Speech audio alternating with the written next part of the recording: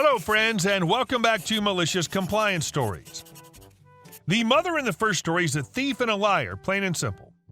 No matter what culture, ethnicity, or background you come from, what this person's doing is fraud.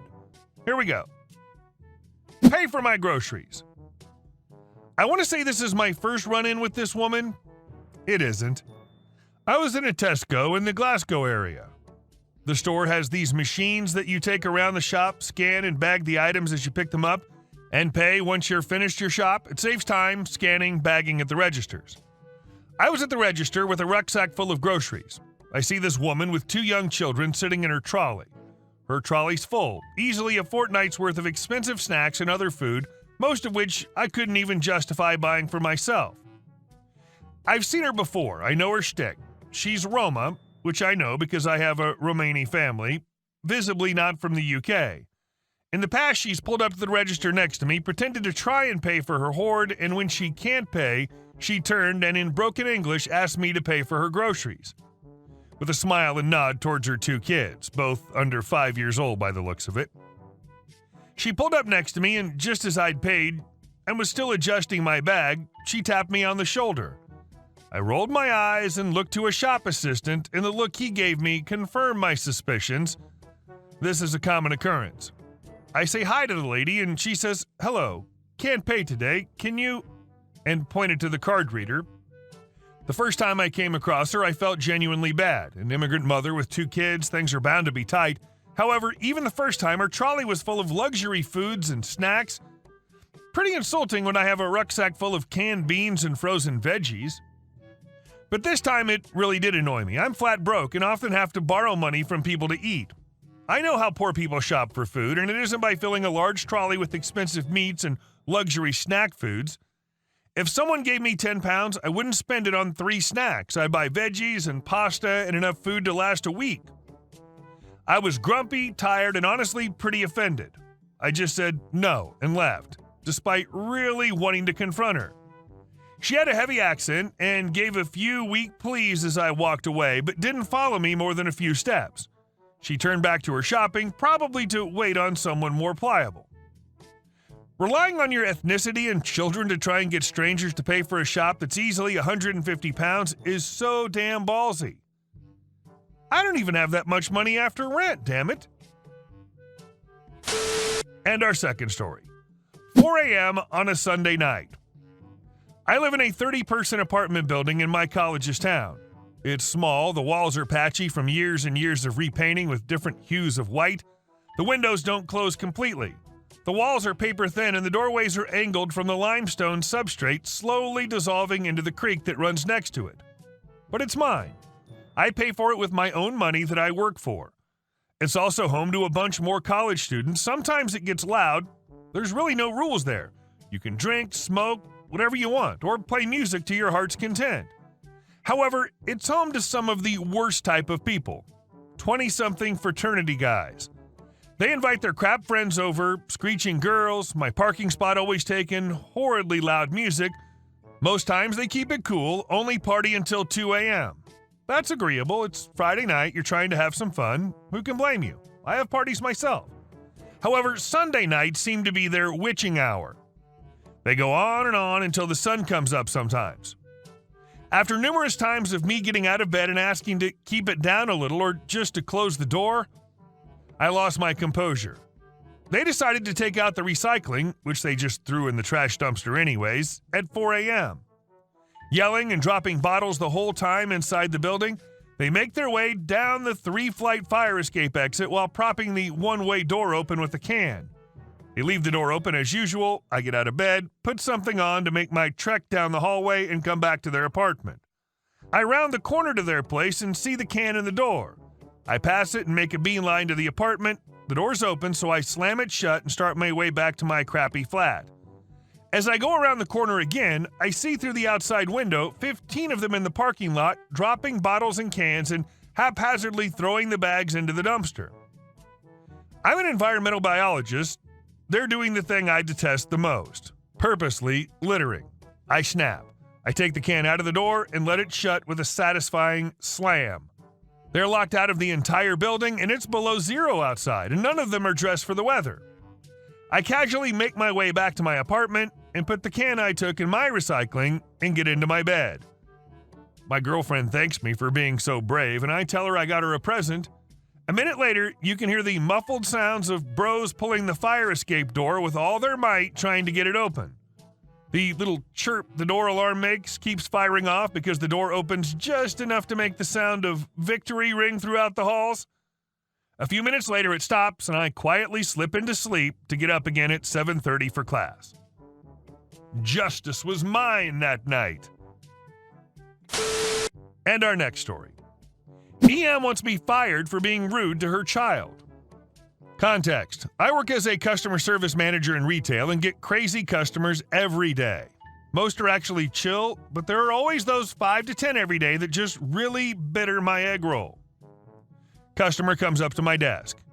Customer. Send money. Me. Okay, do you have your ID?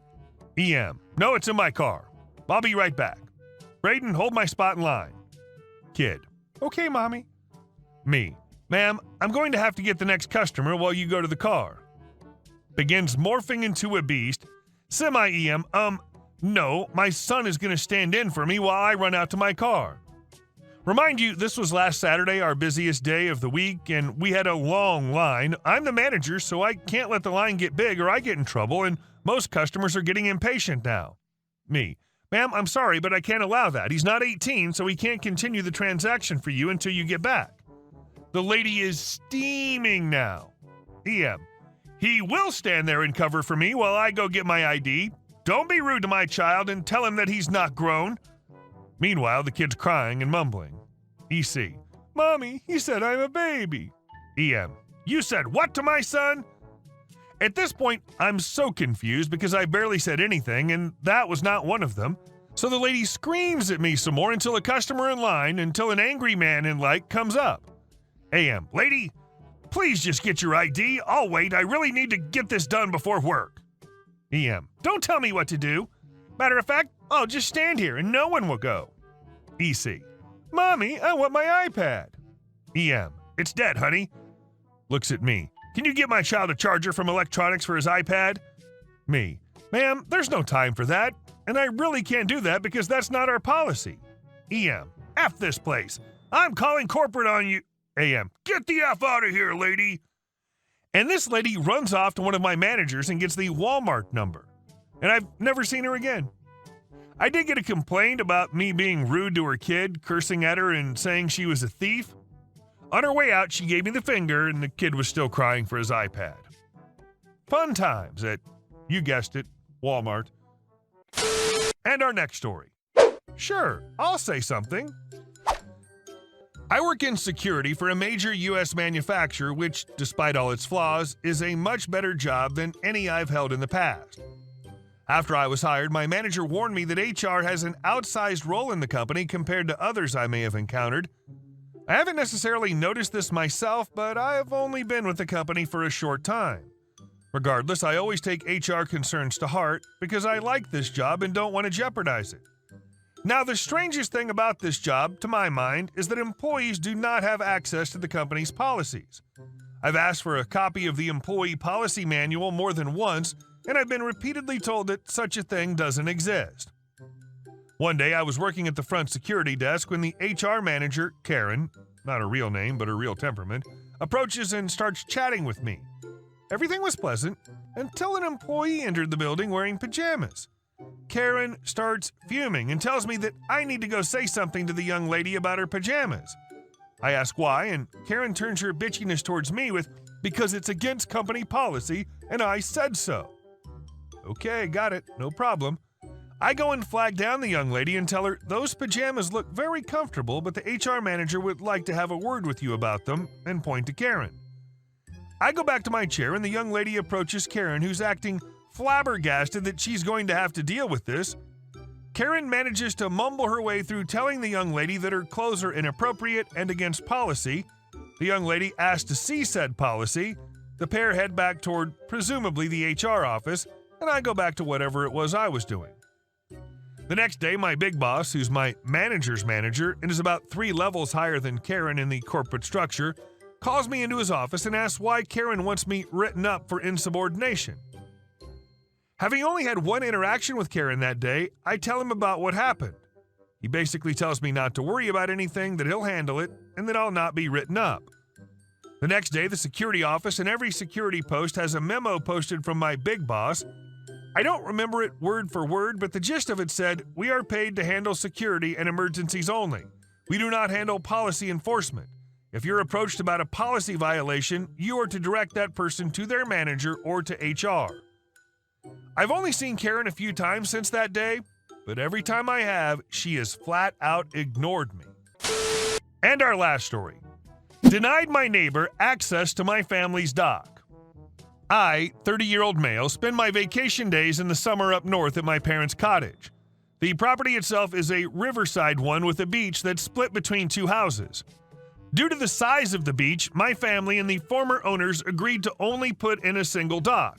My family uses this dock to moor our boat and my wave runner. Our neighbors were a different story, as they had no boat and instead used it for fishing and swimming. 3 years ago, our neighbors sold their property and my Aunt Carol bought it. When she moved in, we kept the same arrangement as with the former owners. She was free to use the eastern side of the dock for all of her watercraft and leisure. The problem started when Carol developed the habit of dumping her children on us. At first, it was request to watch her two sons while she made lunch for them. It then turned into her just dumping them on us without our consent so that she could run errands. Things were honestly no better if she had nowhere to go, as she'd spend her time indoors ignoring them. This had resulted in myself or my parents having to step in and ensure her kids are safe several times. Things heavily escalated this past week when they came up for several days and it was just me. At first, it was the usual. However, that changed when I left to go get some gas for the family boat and my WR 2 days ago. When I got back and went to fill our boats, I realized that, holy crap, my boat's gone. I quickly ran to the edge of my dock, hoping to see where it went off to. This was when I saw it, a couple hundred feet past my aunt's place. When I saw this, I thought that I'd done a poor tie-down job and it simply floated away. I quickly grabbed my dad's boat and tow rope, then rushed out towards it. When I got closer, the reality of what had happened became apparent. I saw my two young cousins standing in the water on the other side of it. I was able to get them both on board quickly and safely before setting the tow line. When we got back to my dock, we were greeted by my aunt, who was wondering where they were. This is when I explained that her sons had taken my boat for a joyride while I was out getting gas. She then said that it was my fault for not locking it up or telling her that I was heading out. I quickly snapped back and said that she's the one at fault, as I'm not responsible for her kids' actions. I then said that since she nor her kids can be trusted to be safe around the water, they're no longer allowed to use our dock. To cement this, I used my ATV and rope to block access to the dock, which she really did not like. Yesterday, she came by hoping to talk things out. However, I made it clear that she's no longer allowed to use it and that I'll be speaking to my parents about her. She wound up calling me an a-hole, among other things. Trash parents leads to trash kids a good bit of the time. I think restricting access was the right thing to do. I hope your parents thought the same. Hey guys, thank you all for watching the video. I'll see you in the next one.